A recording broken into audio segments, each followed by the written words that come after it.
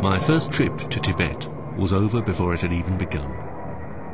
I landed in Hong Kong instead of in Lhasa, where a revolt against the Chinese occupiers had just broken out. Entering Tibet by any of the regular routes was now impossible. That was in 1989, shortly before the fall of the Berlin Wall. I sat in my hotel room, looking for news from the Tibetan capital. Images of the repressive Chinese response, which was secretly smuggled out of Tibet, went out around the world.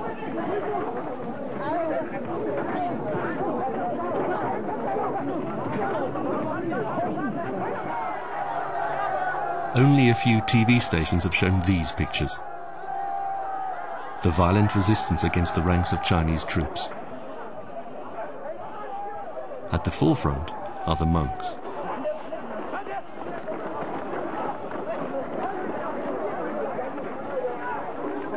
Within days it came down to a bitter battle in the old town of Lhasa between the rebels and the army. These images have never loosened their grip on me.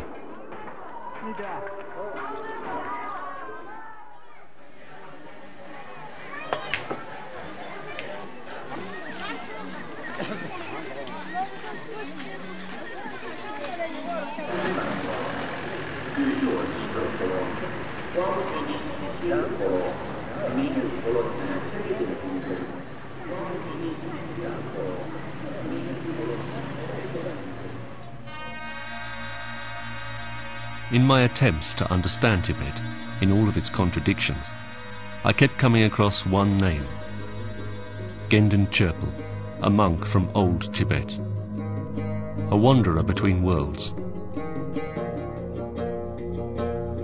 His own society, mythical in the West, is something he treated with skepticism.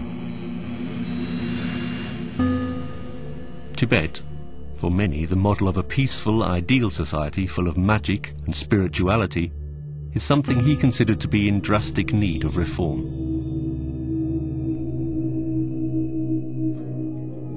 Very few photos of Gendon Chirpal have remained. Here he is on a research expedition in central Tibet.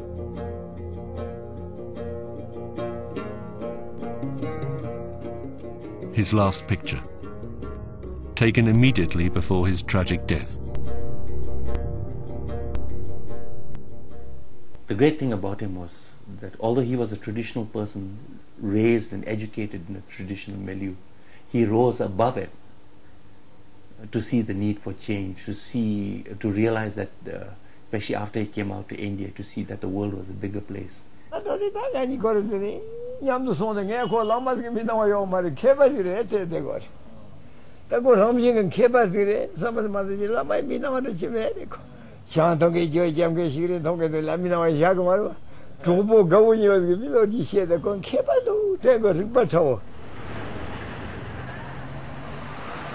How closely the life of this rebellious monk was bound to the fate of Tibet is something I discovered only gradually as I travelled in his footsteps.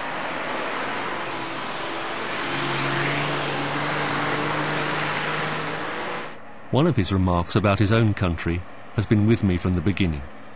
In Tibet, everything that is old is a work of Buddha, and everything that is new is a work of the devil. This is the sad tradition of our country. Our journey takes us first to northeastern Tibet, to the fringes of the Tibetan world, the place of his childhood. The rugged mountainous area of the Silk Road, inhabited by Muslims, Tibetans and Chinese, has for centuries been the site of border battles. Today the region belongs to the Chinese province Qinghai.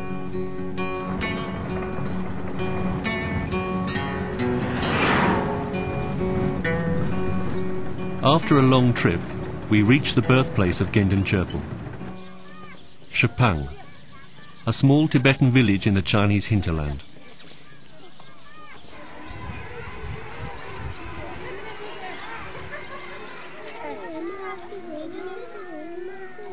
Not long ago, the only language which the schools were allowed to teach in Sepang was Chinese. The letters here are being written in the sand, but they are Tibetan.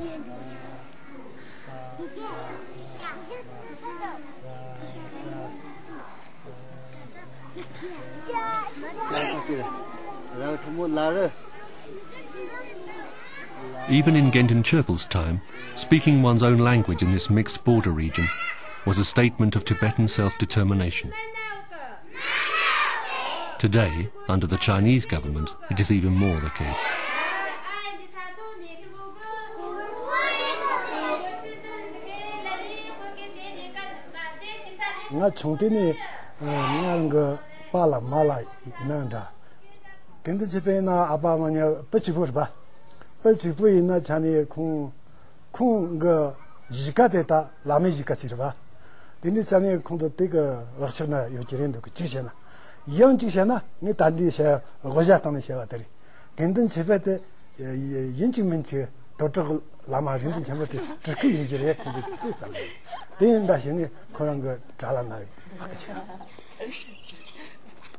At the age of 4, Gendon Cherpal entered the neighbouring monastery of Yamatashi Keel. At that time it was normal for every family to send at least one son to the monastery. Today, after a long break, this tradition is being revived, with or without the approval of the Chinese authorities.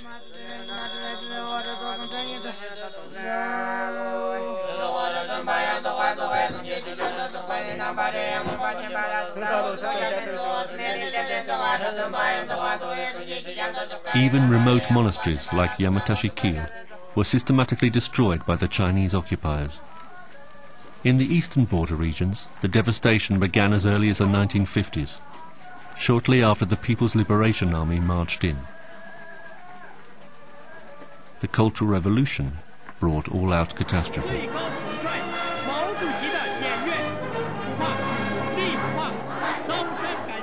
Mao demanded that the new be created from the rubble of the old. In the coming years, the fanatical Red Guard left no stone unturned in China and in Tibet, even in the most remote mountain valleys.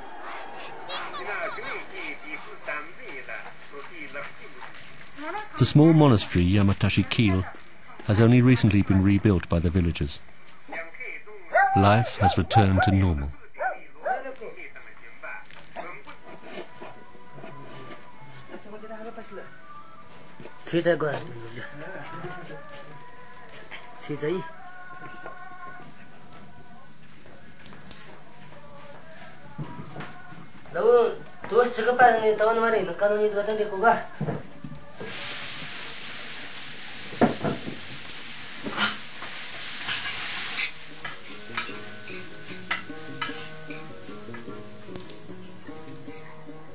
The growing legend of Gendon Cherpal began here, in Yamatashi Keel, where stories about the clever 5-year-old novice were told and retold with pride.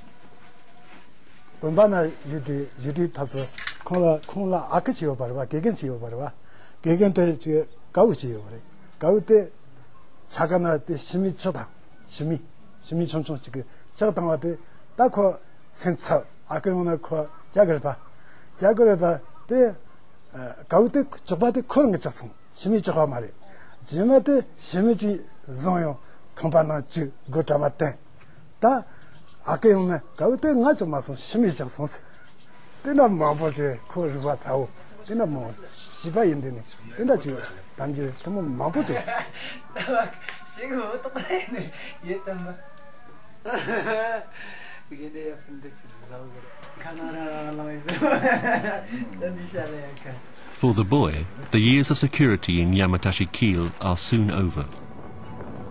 In 1920, to complete his monastic education, the young student moves to the big university at Labarang Monastery. Our journey takes us further east, through a high-lying nomadic region. We repeatedly see little camps of roadwork brigades, migrant labourers from the poor Chinese provinces.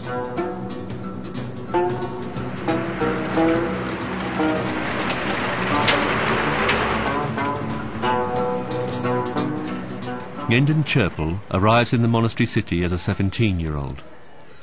For him, it is the beginning of a promising career. With over 4,000 monks, Labrang was at that time the monastery of eastern Tibet. After the long break, there are now just under 500 monks here. Many of the older monks have steadfastly held to Buddhism even in the worst times. And for that they have endured difficult years, sometimes decades in prison.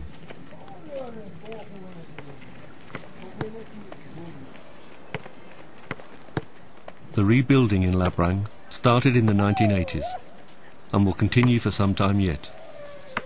The pilgrims have returned.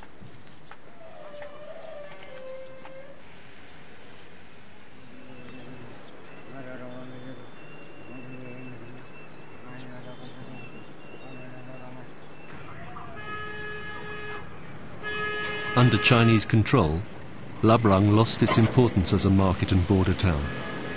It became a provincial outpost, like many others. What has remained are the different groups of people. For the locals, it is a precarious balance fueled by suspicion, as true now as then.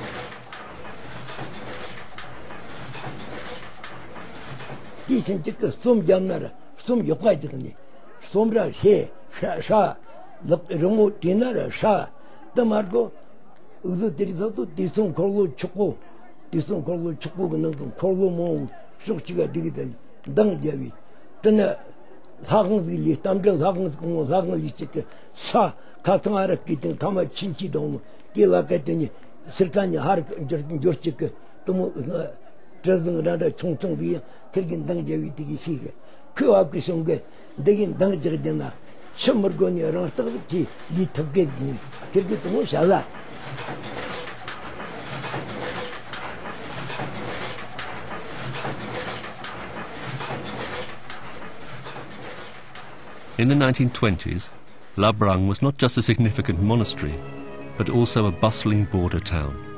It was a meeting point for traders and nomads from all points of the compass. But this prosperous market town on the Silk Road, in the middle of the Tibetan-Chinese borderland, harboured an explosive mix of peoples. Again and again, armed conflict broke out between Muslim warlords, Tibetan militia, and Chinese government troops. Gendon Cherpul was a witness to the bloody struggles for control of the region. America 이시체 벤이기 아니 그런 거 법하고 민라 시럽 담페스기도아 크리스천 미션 지때 라랑 공부나라 요네 라랑 그 리다 탕스에서 또 강발내는 데네 그 뒤살은 로데샤 뒤살은 손에 그 조본도 제 데데샤 뒤살은 손에 다 아메리카 세대 간디어 유럽 세대 간디어 다 딘디고 콜라 계전도 티 딘데제네 군데원도 제자 티 돈에 그 가르쳐 무두세나 티 갖고 라랑 다시 지라 타와 통토 시당 나자 야마치두 티 나네 다 콜라 지 타와 기타 만다와 지도 요바데 세브레스. His first sight of an unknown, fascinating world. For Gendon Cherpul, barely 20 years old, this is a discovery with wide-reaching consequences.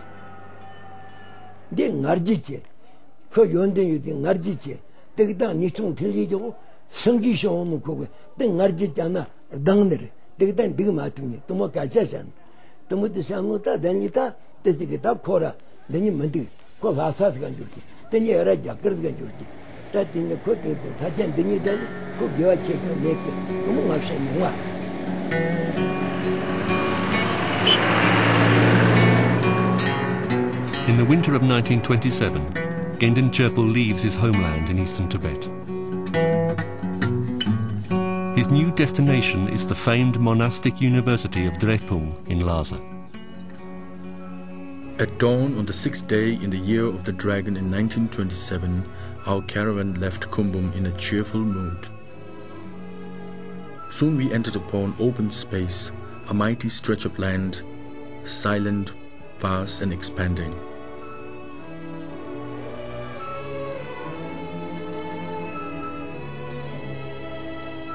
Back then, Gendon Cherpul's journey to Lhasa took several months. Today, if everything goes well, it's a matter of 2 days.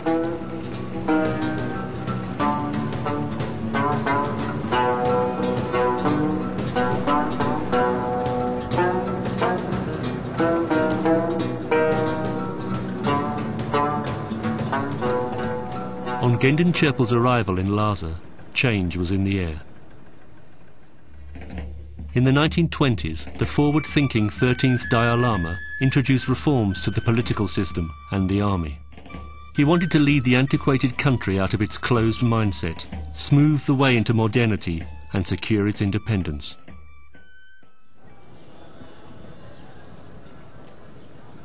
As planned, Gendon Cherpal shows up in the monastery in Drepung. Here, the ambitious young monk from the provinces hopes to pursue his studies in Buddhist philosophy.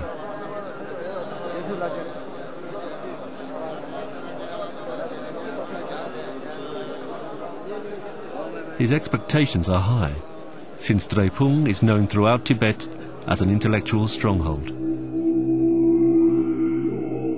With a community of over 7,000 monks, the monastery was also a gigantic economic enterprise. It owned huge tracts of land and trading houses, and its influence stretched as far as China and India.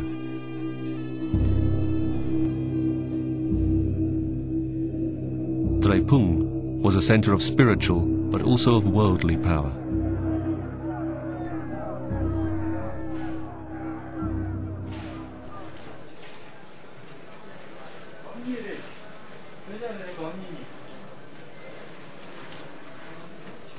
In the monastery kitchen in Drepung today, only the size of the cooking pots recalls the golden era.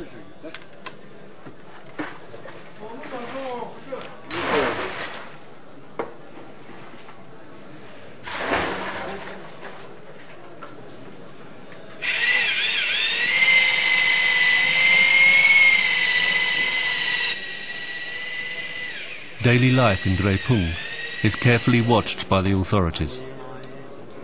That there are informants for the secret police amongst the monks is an open secret. In fact, many of the monks have repeatedly taken part in the demonstrations against the Chinese occupation.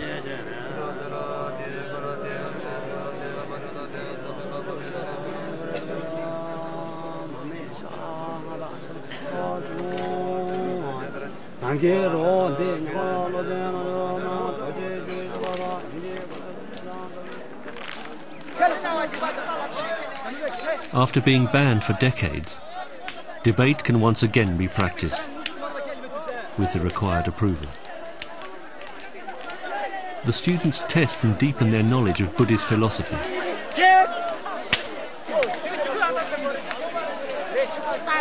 The initiator, who stands, poses a tricky question which the defendant must answer with as much wit as possible. The goal is to corner one's opponent with such tight arguments that he can no longer find an answer.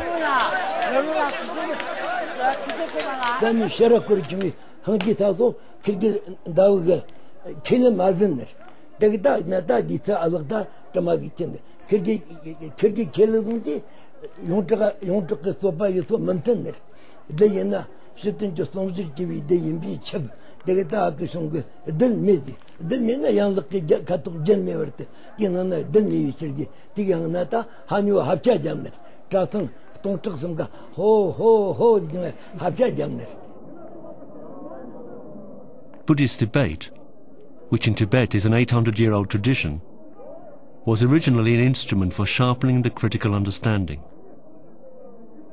But as the monasteries became more and more political institutions, debate became an empty ritual. With increasing fervour, Gendon Cherpal protested the dogmatic functioning of the monastery, inciting the displeasure of his fellow monks. In 1934, after having spent nearly his entire life as a monk, he turns away from the monastery, disappointed. Not just in the monastery, but also down in Lhasa, Gendon Cherpal experienced a world that had come to a standstill. After the death of the 13th Dalai Lama, Lhasa underwent a sea change at the beginning of the 1930s. the reform and opening up of the political system, the modernization of the army, all this remained incomplete. After much intrigue and internal power struggle, the conservative forces won the day.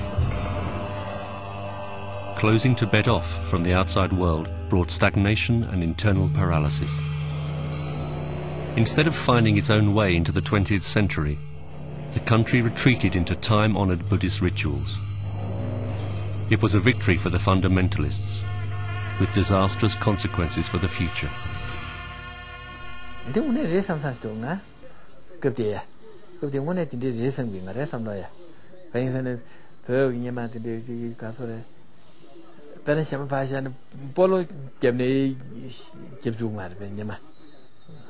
Football, but the Tombashaki to the old Tongashi was the day Yamat the Silva. Sahara can attest Jevtara, the young women. That's it was up, take it or mother, never quite said any young mother. That's not to do what they do. Think of them something to do with the Sahara. And therefore the Tibetans at that time who were in Tibet, the conservatives, for me, a part of something that was dying, of whole stagnancy, what people in the West now find, fascinating, the mysterious Tibet, this and that. For me, it's stagnant Tibet. While the old society is becoming ever more rigid, the young intellectual makes an important discovery. In ancient writings and on historical wall murals, he finds portrayals of the warring past and what had once been the extent of Tibet. Suddenly, he sees the factual and also the violent history of his country, which up until now he had known only in the form of Buddhist legends. In ancient times, it was certain that Tibet had a long and detailed history. But later we neglected the written facts, and we were carried away by fascinating stories such as 1,000,000 temples were built in one day. Due to this, our true history was transformed into rays of light and became a myth.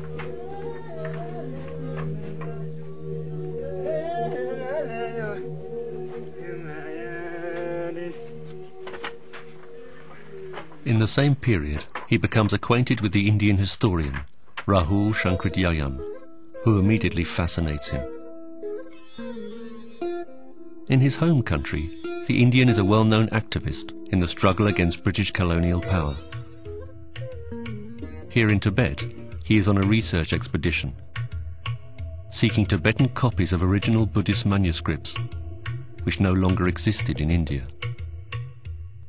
In the inaccessible monasteries in Tibet, many of these old copies have survived. As a Marxist, Rahul understands his historical research to be part of his political battle. The study of history as a key to the present. A point which Gendon Cherpal himself is only beginning to discover. For months, the two of them travel through the country. They search through monasteries and dark cellars looking for the old texts, which Rahul photographs to take back to his homeland. Gendon Cherpal and Rahul travelled the same routes almost 70 years earlier. After visiting numerous monasteries, they found themselves on the road to Sakya in 1938.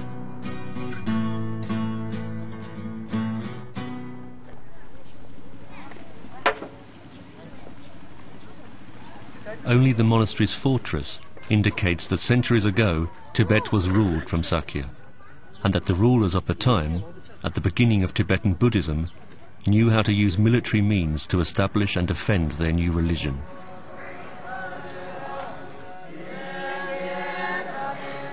In the monastery of Sakya, the two researchers found a great fund of old texts. Many of the valuable manuscripts were already then in poor condition. Susde Benjita Rahula Sankirtan Gutsuve Ginduchimbezo Sagyari Morre Rabdinre Tavanashin Gitaji Gumba Nimba Samal Page Peja Nimba to Mo Yundutana Halle Gita Peja Nimba Kuntenga 암졸 곰만이고 빼진 봐. 내가 먼저 벽에 현재 준비게 개발 문부게 되는 롱텀 만이고 빼진 봐. 야간남 빼도 마비 잘라친 차르게 되네 가서리 자와랑게 가서 흉게 자외게 아니 삼드다랑게 빼진 봐. 되게 망부 쉬보지.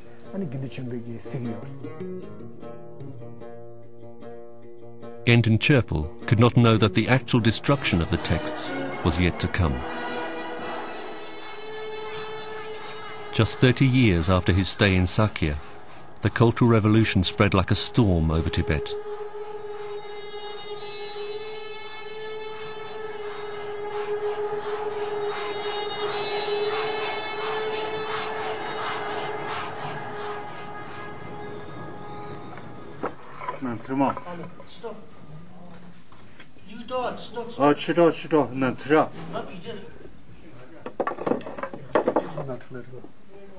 In only a few places were the Tibetans able to move the texts to safety in time.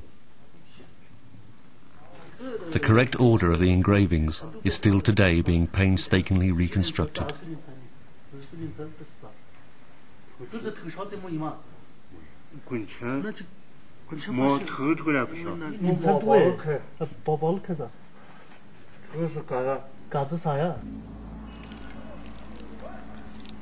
In Sakya, the research expedition for Rahul comes to an end. He has found the texts which he had sought. Now he wants to return to India, once again to take up his political work. Genton Churple too has had enough of old Tibet. After the long travels with Rahul, after all the stories about the unknown land of India, the Tibetan has become curious about the world that lies on the other side of the mountains. Rahul took great care of me and soon we came across the Indian railways. It was in the wood dark year at the age of 32 that I drank the water of river Ganges for the first time.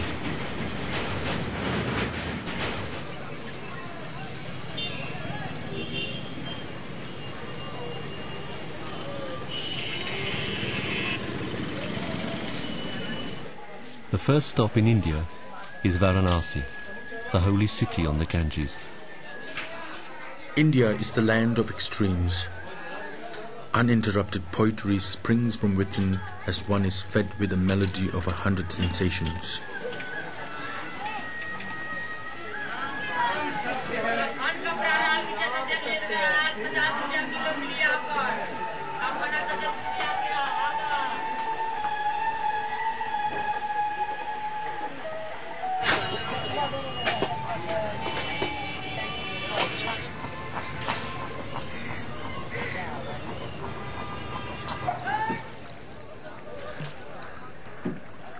Little has changed here since his arrival.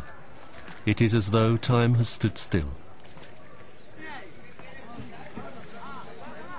Now, as then, millions of Hindus come here each year to cleanse themselves in the water.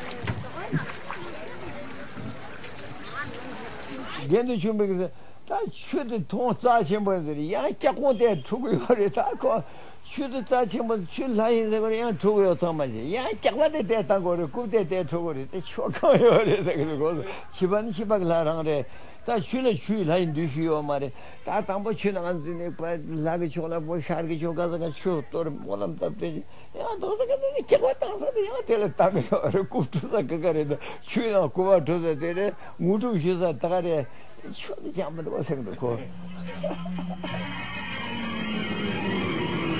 The colonial India that Genton Churple encounters in the late 1930s is a modern civil society built on the Western model.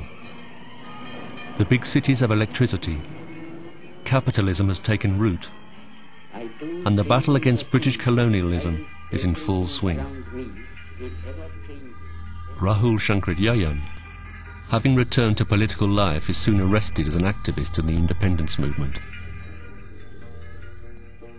Gendon Cherpel is not to see his friend again. From now on, he is on his own.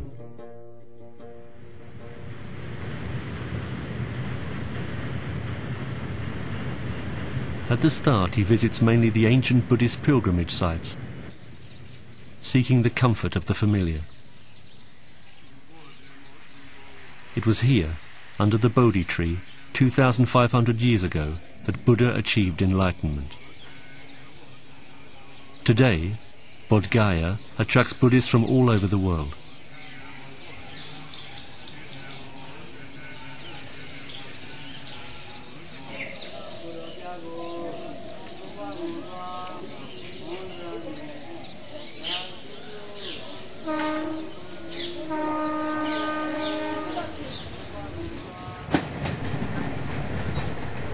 It's from Bodh Gaya that Gendon Cherpel begins his travels throughout this foreign land. Just traveling throughout India on the train, you know, the noise and the chaos and the confusion, and just seeing the size of the country of India and the magnitude of its population. I think this would have really, really impressed him. And especially for Gendon Cherpel, who was a rather frail person, it required a lot of courage of him. That number really told got the Hali Rogo, Books on the Himbis on the Kamba Jude on the Yamse, Kamba Jude. Tambo Galimbos on the Relis the country was in the Kamba Jude, the Kamba country Jude, Kran Yam Colors on the Kamba Corn Jude.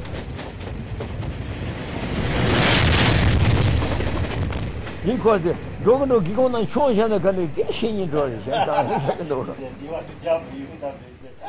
Teacher 신이 좋아해, 제가. 강진 촌 먹어서 촌도 저 신이 좋아해. 저 강삼고도 돼. For a long time, the two Tibetans travelled together through India.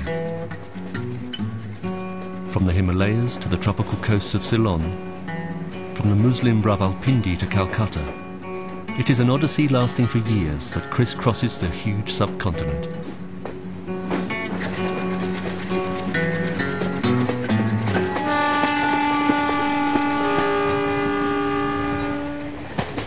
There are many different types of fruit in India, but mangoes are the most delicious. It tastes like our curd mixed with honey. I think that the absence of mango in Tibet is surely a great misfortune for us all.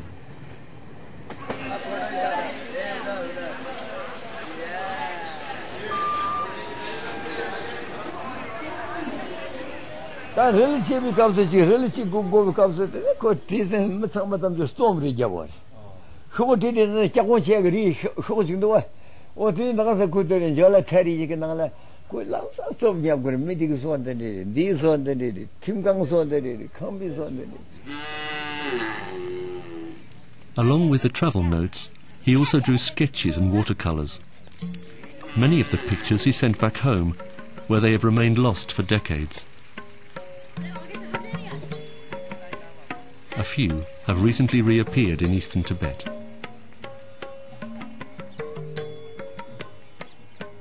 While in India, Gendon Cherpel gathers his sketches together into a handbook for pilgrims, a travel guide that is still read today. Babala chitong ki yikur cheni teno mambu yorete babala tanda partu yikur ki sindi ane ting tende chong yo mare roa te chedi sambala khorong ki jagar tang Sri Lanka tang dundula sone pe ship sakbo chene pe sing me to ta neg ne tang saja ne tang yingkong ne tang roluk tu pe sew sew chi ti yong bare nuzu ta wena chi mama babala me de pe gri ni sawa chi ko chi gonda o che bare te song khorong ki mitun zula babag mitun zula Rijung Mandawa Tunzu Anichi Yamlencheya, Mir Shanki, Lechati, Tsulin Toyagi, Gudoji Chesha, Samsungi, the thing it hung do, that Tikorang Getchi telling it to you. He begins to publish his first newspaper articles. Like a travel writer from the West, he now conveys his impressions of the modern world. In olden days, even in Europe, the world was thought to be flat. and when some intelligent people claimed the opposite, they were exposed to various difficulties such as being burnt alive. Today, even in Buddhist countries, everybody knows that the world is round. However, in Tibet, we still stubbornly state that the world is flat.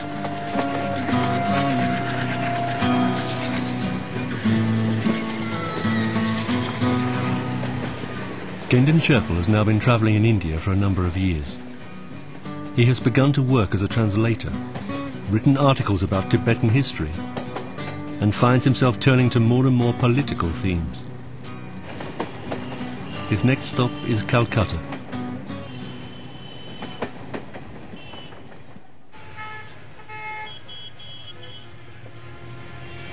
In India, he witnesses the growing rebellion in the country. For Gendon Sherpa, this is an experience that makes a deep impression on him. In contrast to Tibet, the Indians have taken their fate into their own hands. The independence movement can no longer be stopped. Sponsored by kings and ministers, the colonialists sent out a great army of bandits, calling them traders. They introduced new forms of living, but their laws are only good for the educated and wealthy. I'm an astute beggar who spent his life listening. I know what I'm talking about.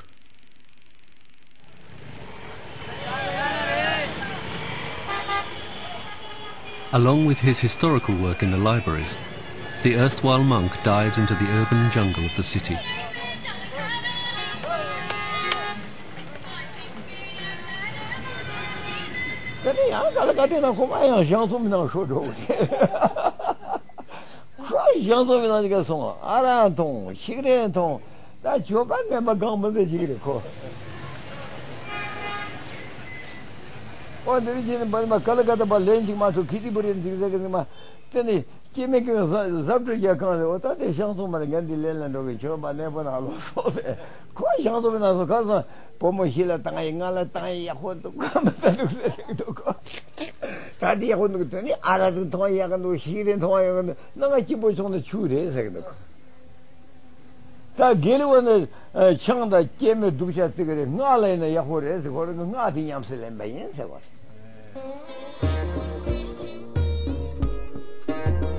Toward the end of his time in India, Gendon Sherpa discovers the Kama Sutra, the Indian Book of Love, which he translates into Tibetan. In his homeland, this causes a scandal.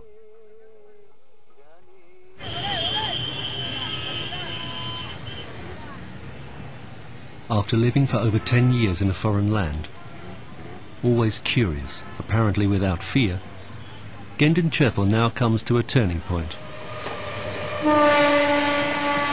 In the autumn of 1945, he sets off north, in the direction of the border with Tibet. In his luggage, he carries great quantities of notes, the initial ideas and sketches for a political history of Tibet. It is after the Second World War. India is on the verge of independence. The Chinese Civil War is edging toward victory for the Communists. And with the defeat of the British Empire, the once isolated Tibet is sliding ever closer to the turmoil of post-colonial conflict. In the middle of all this is the Indian border town of Kalimpong. The once vibrant market town today lies in a dead corner of world history. Since the arrival of the Chinese in Tibet, the border crossing has been closed. The trade that once flourished here has shut down. What has remained is a small Tibetan exile community, as in so many other parts of the world. They fled in 1959 with the Dalai Lama to India.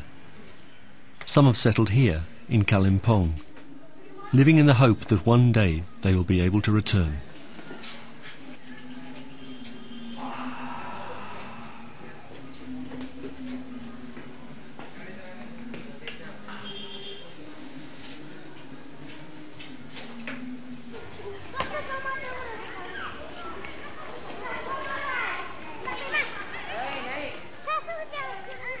Like the letters written in the sand at the village school of Gendon Cherpal's birthplace, the Tibetan language in exile, too, is a bond to one's own culture.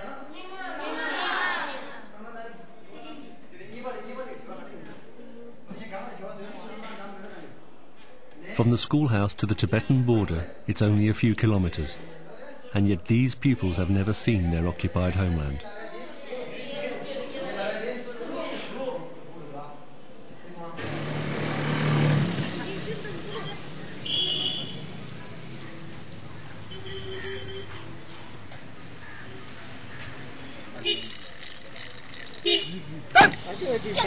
In the streets of Kalimpong, the old Tibetans play the traditional game of dice.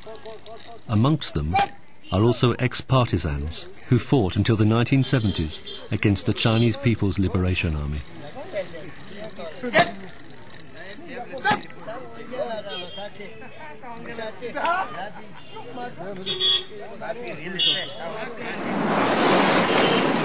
On his arrival in Kalimpong, Gendon Cherpal heads to the Tibet Mirror, for which he has been writing during all those years in India.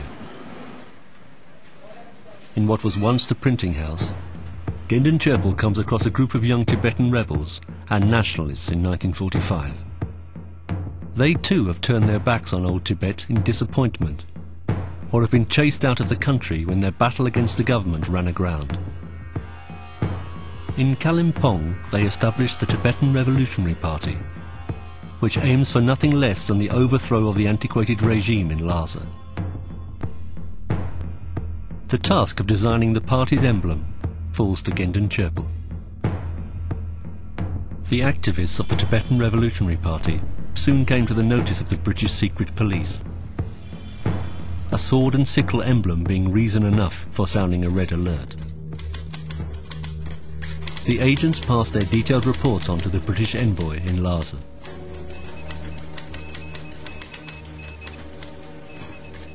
Because they were producing these curious broadsheets of with hammer and sickles on them and that kind of thing. Which very childish, really. I can't think why he's an intelligent man, why he got drawn into that kind of rather pointless propaganda.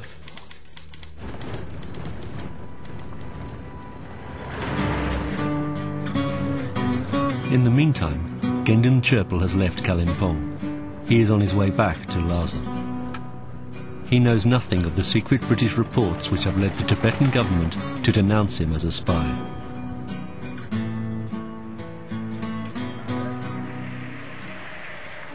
In the summer of 1946, the prodigal traveller arrives in the capital. While the past 12 years have left Gendon Cherpal a changed man, in old Lhasa, nothing has changed. The old governing clique, concerned above all with tending its own needs and privileges, is incapable of reacting either to the changing world or to the growing threat from China.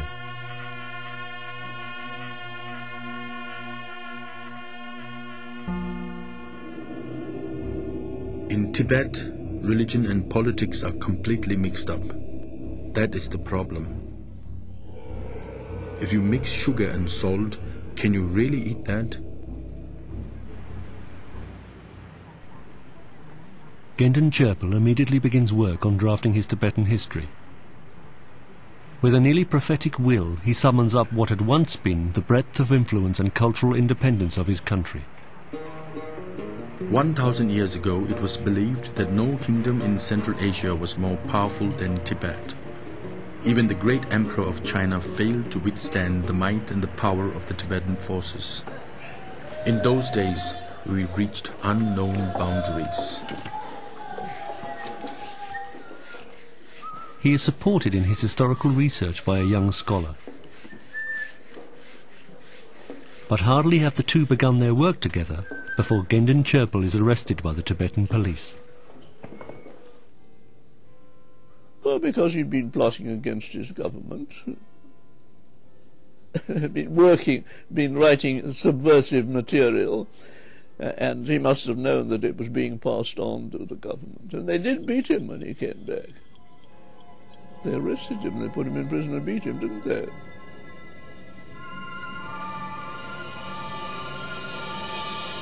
Directly underneath the Potala, Gendon Cherpal is thrown into prison. His entire collection of textual material is confiscated, including his historical writings.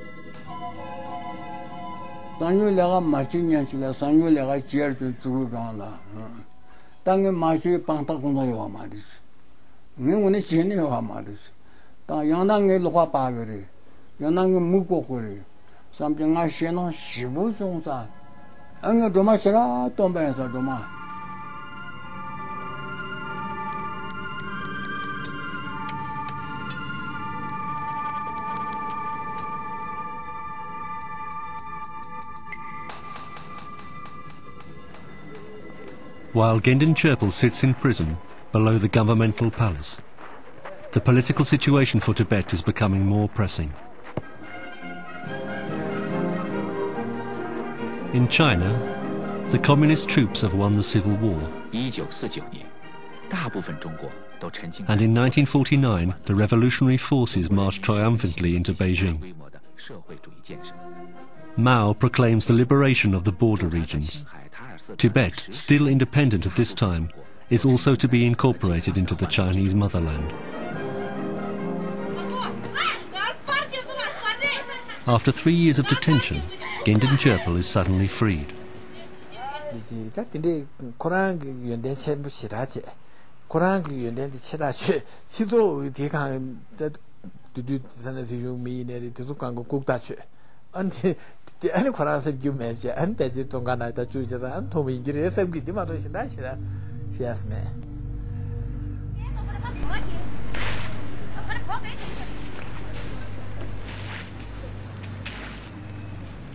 Antene tongana maatun lo nye ya wore shibung oju o kontron barwa sitai shi yakti yo mari tutsura chung yo mari sen khana nyo joko jo je di majen ara thong man des digi yo rawa to kon ara shira thong nyo joko jo de ke kismindu mi sora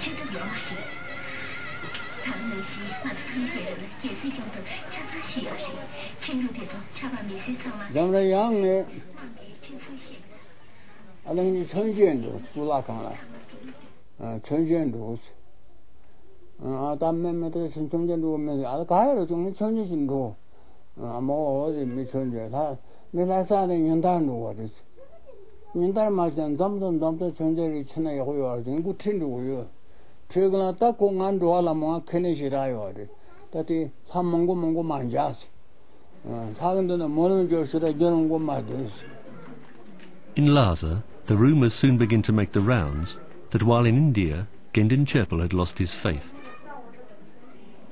One day, a delegation of high-ranking monks from Drepung appear at his lodgings and engage him in conversation. Amongst them is a scholar whom he had years before easily defeated in debate and humiliated.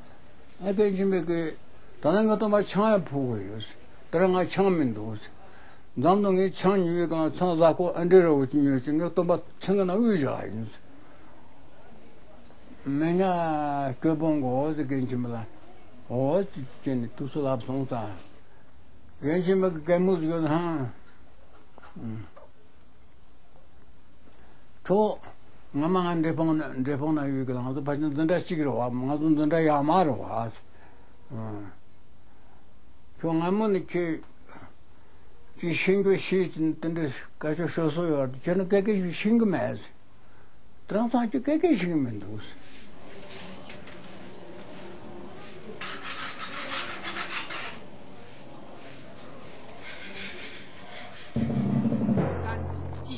Then, in October 1950, comes the long-feared invasion by the People's Liberation Army.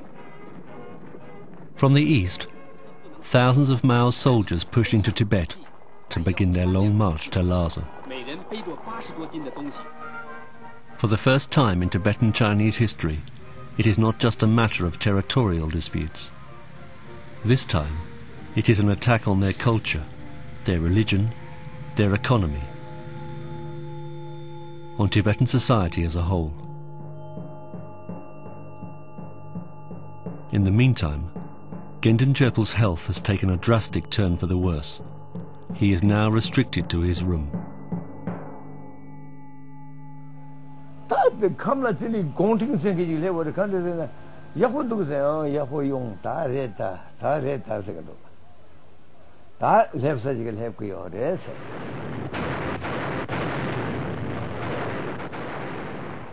Only in the border regions are rebels still making a stand.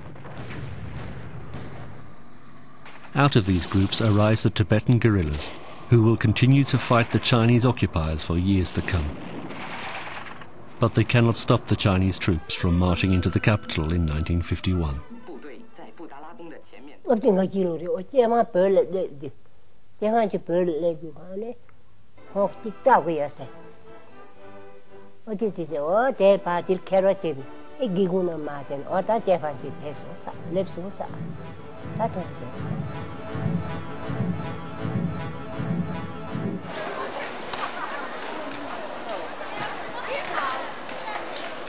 Since the troops' arrival 50 years ago, more and more Chinese have settled in Tibet. Alongside the soldiers and police, it is mostly migrants from the poor provinces who have come. Beijing forbids them from moving to the big Chinese cities, so they try their luck in Tibet. Many have been here now for 2 generations, and they consider this occupied country to be their natural homeland.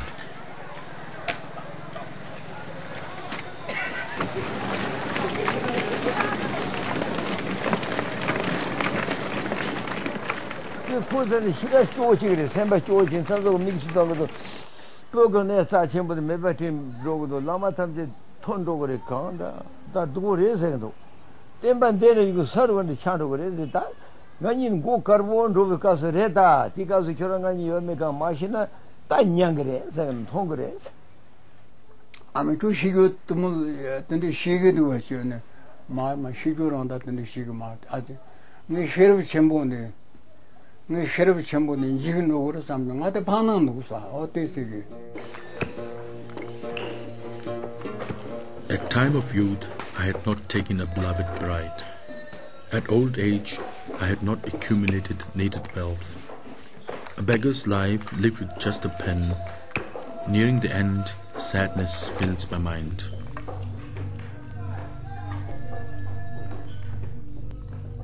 In 1951, shortly after the arrival of the Chinese troops, Gendon Chirpal died. He was 49 years old.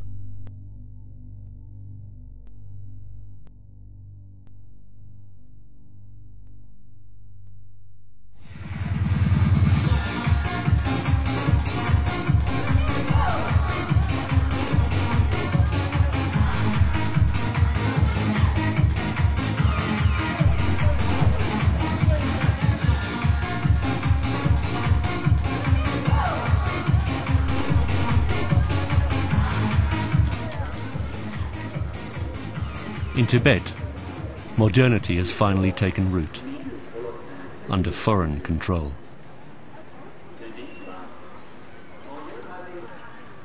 The Tibetans have not given up after all these decades.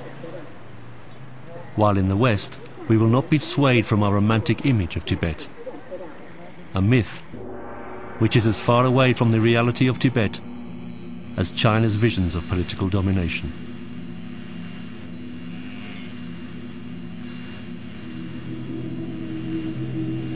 more has been destroyed in Tibet than one can possibly imagine. At the same time, much more has survived. With the cautious reawakening of Tibetan culture, Gendin Chirpal's texts are once again appearing in public. Slowly, the rebellious monk is finding the readers he did not have while he was alive.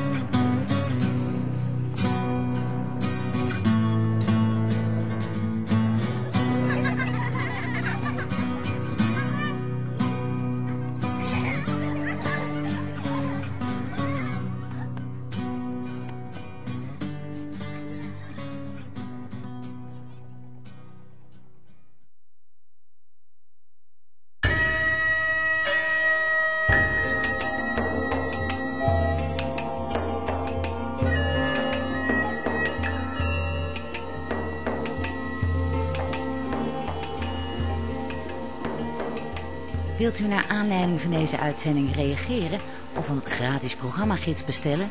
Bezoek dan onze website boeddhistischeomroep.nl.